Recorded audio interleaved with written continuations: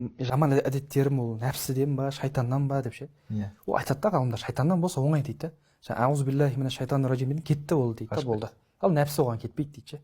Шайтанды бір жаңа дұға кездеретін болса, нәпсіні тәрбиелеу керек дейді. Тәзкиятун нәпс деген бар ғой.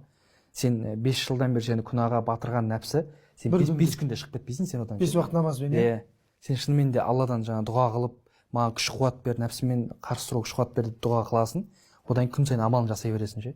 Негізі тәзкия деген кәдімгі тәрбиелеу ғой. Оны ғалымдар былай түсіндіреді ғой. Сен ана нәпсі құмарлығың, бойыңдағы күнәға деген әуестігің бар ғой.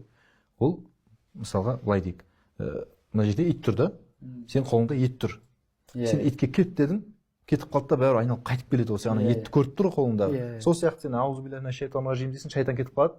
Сен ана нәпсі құмарлығың, сенің әуестігің әлі басылмаған, шайтан қайтып келеді. Сен ана етті әбден қолыңнан құртқан кезде бар, ит уже сенде шаруасы жоқ қой. Сол сияқты сен нәпсіңді басып, шахуатын сындырып, сөйткен кезде барып шайтан сені көп айналшықтамайды дейді да. Әйтпесе сен нәпсің қалап тұр, шайтан деген қайта келе береді, етке келген ит сияқты дейді. Бұл жерде енді жастардың демек ақылақ іліміндегі тахлия әдісі ғой. Мысалға жаман мінезден құтылу үшін, сараңдықтан құтылу үшін сен жомарттықты қоясың оның орнына.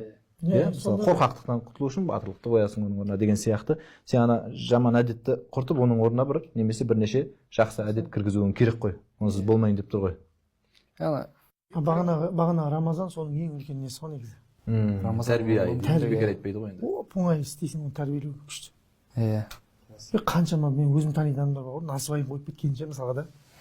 Темекісін қойып кеткен кісілер бар. Рамазанның берекетімен. Күшті ғой.